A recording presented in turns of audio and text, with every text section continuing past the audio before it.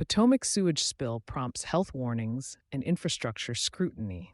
On January 19th, a section of the Potomac Interceptor sewer line collapsed along the Clara Barton Parkway in Montgomery County, Maryland, releasing untreated wastewater into the Potomac River near Lockhouse 10. The interceptor carries up to 60 million gallons of wastewater per day from Maryland and Virginia to the Blue Plains Advanced Wastewater Treatment Plant in Washington. When the pipe failed, that flow had nowhere to go but the river. As of mid-February, DC Water estimated roughly 243 million gallons had overflowed. The Potomac Riverkeeper Network, PRKN, using historical flow data, suggested the figure may be closer to 300 million gallons. For several days, residents along the towpath and public access points reported visible discharge and persistent odor, a reminder that wastewater infrastructure failures are not abstract engineering events, but immediate public experiences. Bacteria levels far above recreational standards. Independent sampling conducted by PRKN near the discharge site recorded E. coli levels approaching 4.9 million mpn, most probable number, nearly 12,000 times above the 410 mpn threshold used by Maryland and Virginia for safe human contact. Samples collected downstream at Fletcher's Cove in Washington, D.C., showed readings approximately 60x above that same standard during the initial days following the collapse. Recent sampling indicates improvement in downstream waters. Data released by DC Water and the District Department of Energy and Environment show that by February 9 to 10, E. coli levels at Fletcher's Cove measured 387 mpn, just below the EPA recreational threshold of 410 mpn, with additional downstream sites registering significantly lower readings. Contamination remains elevated closest to the overflow channel, but concentrations appear to decline sharply with distance and time. Public health agencies, including the District Department of Energy and Environment and the Virginia Department of Health, have maintained that drinking water remains safe because municipal intakes draw from a separate system. However, they continue advising residents to avoid contact recreation, fishing, and allowing pets in the river until monitoring stabilizes. For communities that use the Potomac daily for kayaking, rowing, and shoreline recreation, those advisories carry practical implications. The guidance has been consistent: avoid contact until further notice. Repairs underway, permanent fix months away.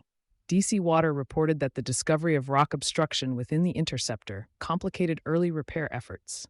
The utility has since implemented bypass pumping and is constructing new access points upstream and downstream of the collapse site to contain flows and enable reconstruction. Permanent repairs are expected to take several months, with engineering teams working to stabilize the damaged segment before full replacement proceeds. The collapsed section dates back to the 1960s and is part of a high-capacity trunk line situated close to the river in environmentally sensitive federal parkland. DC Water had previously allocated significant capital, reportedly more than $600 million in corridor upgrades, to address aging infrastructure in the area. Voices and accountability. As response efforts continue, public statements have reflected both concern over health impacts and disagreement over responsibility. The Potomac Riverkeeper Network described the initial contamination levels as unprecedented in its recent monitoring history. President Betsy Nicholas said E. coli measurements were nearly 12,000 times what authorities limit for human contact, emphasizing the need for continued monitoring as seasonal conditions shift. Dean Najox, the Potomac Riverkeeper, framed the incident as preventable infrastructure failure, stating that a 6-foot diameter interceptor located so close to the river should have been better maintained. He described the odor and visible discharge over several days as among the most disturbing events he has witnessed in decades of river stewardship.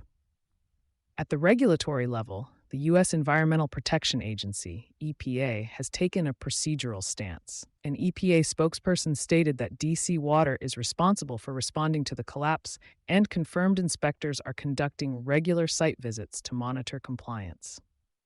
The agency reiterated that drinking water systems remain unaffected. Political leaders have introduced sharper language. President Donald Trump referred to the spill as a massive ecological disaster and directed federal agencies to assist in coordination efforts. Maryland Governor Wes Moore's office pushed back, arguing that oversight of the interceptor corridor historically involves federal responsibility due to the asset's location and governance structure. For its part, DC Water has characterized the event as a structural failure within aging reinforced concrete pipe and has focused public communication on containment, repair sequencing, and long-term asset management. Taken together, the statements reveal less dispute over the existence of contamination than over where ultimate accountability lies, with the operating utility, federal oversight bodies, or the broader system of aging infrastructure serving multiple jurisdictions.